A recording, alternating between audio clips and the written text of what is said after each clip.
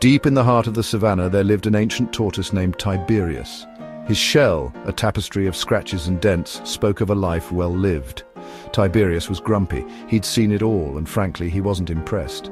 "Youngsters these days," he'd mutter, shaking his head. Tiberius spent his days basking in the sun, grumbling about the heat. He'd snap at passing insects and eye the zebras with disdain. Too stripy, he'd declare. Life as the grumpiest tortoise on the savannah was, well, predictable.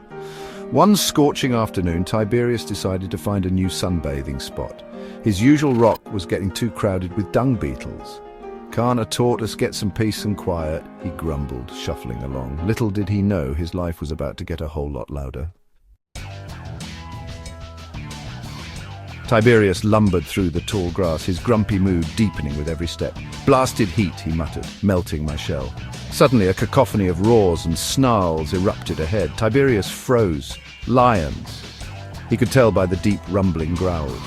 Curiosity, or perhaps it was his stubborn refusal to be intimidated, compelled Tiberius to inch forward. Peeking through the grass, he saw a sight that made even his ancient heart skip a beat.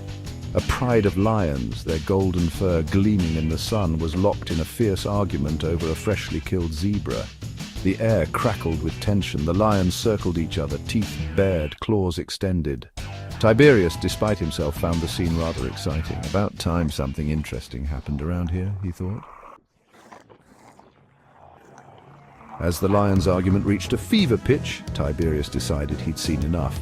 "Honestly," he boomed, his voice surprisingly loud for such a small creature. The lions froze mid-snarl, turning to stare at the tiny tortoise who had dared to interrupt their squabble. Tiberius, fueled by a sudden surge of boldness, fixed the largest lion with a withering glare. "Is this how you behave?" he demanded. "Fighting like a bunch of hyenas over a bit of zebra?" The lion, taken aback by this tiny creature's audacity, simply blinked.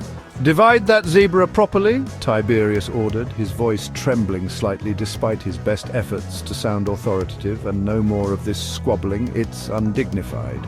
To his astonishment, the lions obeyed. They looked at each other, then back at Tiberius, a flicker of something akin to respect in their eyes. Tiberius, for the first time in his long life, felt a twinge of pride.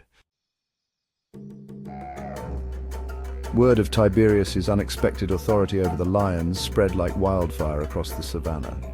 The lions, to everyone's surprise, seemed content with their new, unlikely leader. They brought him choice cuts of their kills, basking in his gruff approval. One day, a rival pride, led by a particularly arrogant lion named Brutus, approached. Brutus, muscles rippling, roared his challenge. Tiberius, perched atop his favorite rock, merely yawned. "Another one?" he sighed. Brutus, enraged, charged. Tiberius waited until the last second, then calmly extended his neck, causing Brutus to trip and land in an undignified heap. The lions roared with laughter. Brutus, humiliated, slunk away.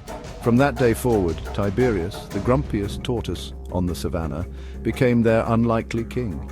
He ruled with an iron fist, or rather a well-timed glare, dispensing his own brand of grumpy justice.